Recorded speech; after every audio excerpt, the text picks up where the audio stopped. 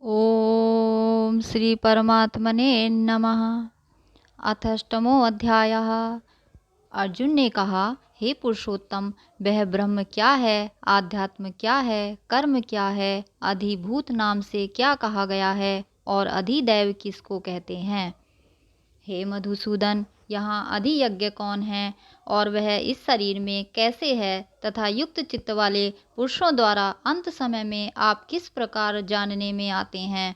श्री भगवान ने कहा, परम अक्षर ब्रह्म है। अपना स्वरूप अर्थात जीवात्मा आध्यात्म नाम से कहा जाता है तथा भूतों के भाव को उत्पन्न करने वाला जो त्याग है वह कर्म नाम से कहा गया है। उत्पत्ति विनाश धर्म वाले सब पदार्थ अधिभूत हैं। हिरण्यमय पुरुष अधिदैव है। और हे देहधारियों में श्रेष्ठ अर्जुन, इस शरीर में मैं वासुदेव ही अंतर्यामी रूप से अधियज्ञ हूँ।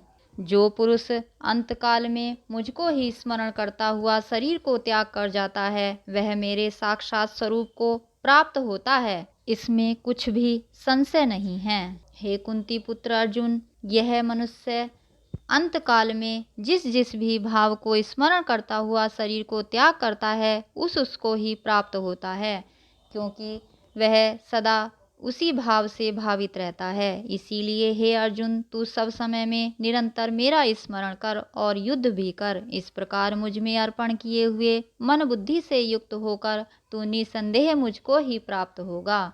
हे पार्थ, यह नियम है कि परमेश्वर के ध्यान के अभ्यास रूप योग से युक्त दूसरी ओर न जाने वाले चित्त से निरंतर चिंतन करता हुआ मनुष्य परम प्रकाश रूप दिव्य पुरुष को अर्थात परमेश्वर को ही प्राप्त होता है। जो पुरुष सर्वज्ञ अनादि सबके नियंता सूक्ष्म से भी अति सूक्ष्म सबके धारण पोषण करने वाले अचिंत्य स्वरूप सूर्य के सदृश नित्य चेतन प्रकाश रूप और अविद्या से अति परे शुद्ध सच्चिदानंद घन परमेश्वर का स्मरण करता है, वह भक्ति युक्त पुरुष अंतकाल में भी योग बल से भ्रुकुटी के मध्य में प्राणों को अच्छी प्रकार स्थापित करके फिर निश्चल मन से स्मरण करता हुआ उस दिव्य रूप परम पुरुष परमात्मा को ही प्राप्त होता है।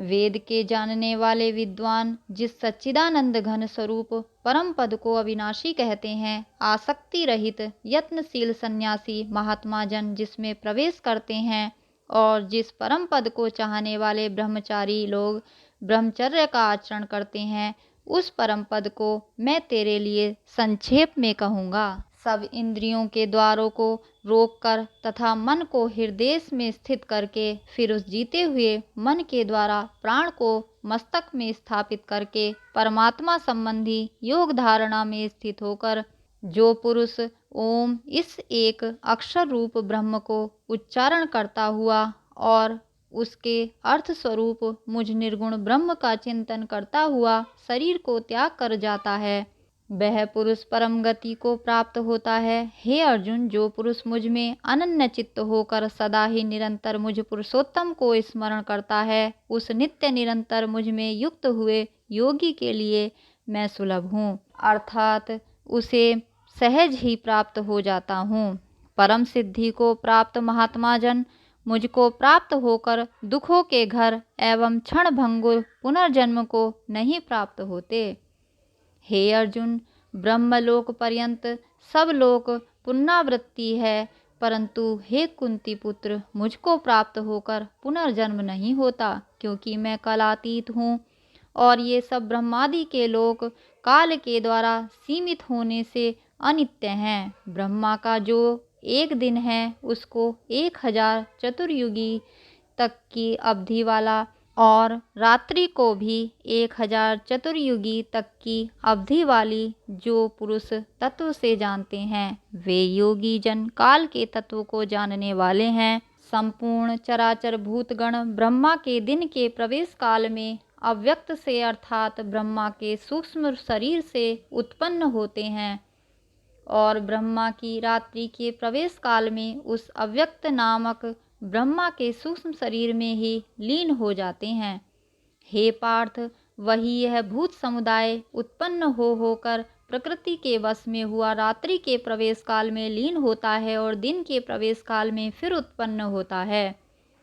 उस अव्यक्त से भी अति परे दूसरा अर्थात विलक्षण जो सनातन अव्यक्त भाव है, वह परम दिव्य पुरुष सब भूतों के नष्ट होने पर भी नष्ट नहीं होता। जो अव्यक्त अक्षर इस नाम से कहा गया है, उसी अक्षर नामक अव्यक्त भाव को परम गति कहते हैं। तथा जिस सनातन अव्यक्त भाव को प्राप्त होकर मनुष्य वापस नहीं आते, वह मेरा परम धाम है। हे पार्थ, जिस परमात्मा के अंतर्गत सर्वभूत हैं और जिस सच्चिदानंद घन परमात्मा से यह समस्त जगत परिपूर्ण है, वह सनातन अव्यक्त परम पुरुष तो अनन्य भक्ति से ही प्राप्त होने योग्य है।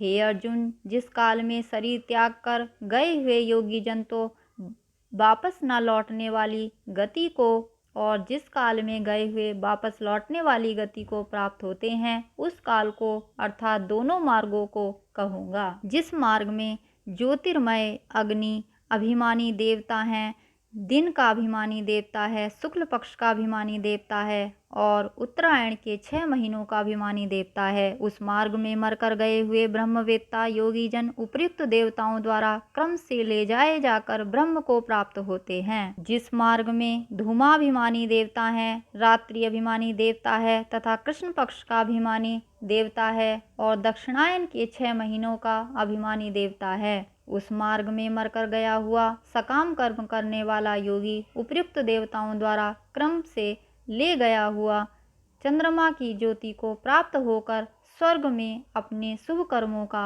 फल भोग कर वापस आता है। क्योंकि जगत के ये 2 प्रकार के शुक्ल और कृष्ण अर्थात देवयान और पितृयान मार्ग सनातन माने गए हैं। इनमें एक के द्वारा गया हुआ जिसमें वापस नहीं लौटना पड़ता, उस परम गति को प्राप्त होता है और दूसरे के द्वारा गया हुआ फिर वापस आता है अर्थात जन्म मृत्यु को प्राप्त होता है।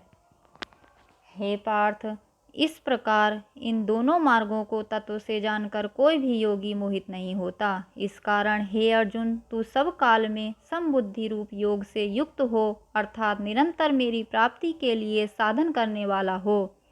योगी पुरुष इस रहस्य को तत्व से जानकर वेदों के पढ़ने में तथा यज्ञ तप और दान आदि के करने में जो पुण्य फल कहा है, उन सब को निसंदेह उल्लंघन कर जाता है और सनातन परम पद को प्राप्त होता है। ओम तत्सति। श्रीमद्भगवद्गीतासु उपनिषत्सु ब्रह्म विद्यायां योग शास्त्रे श्री कृष्ण अर्जुन संवादे अक्षर ब्रह्म योगो नाम 8मो अध्यायः।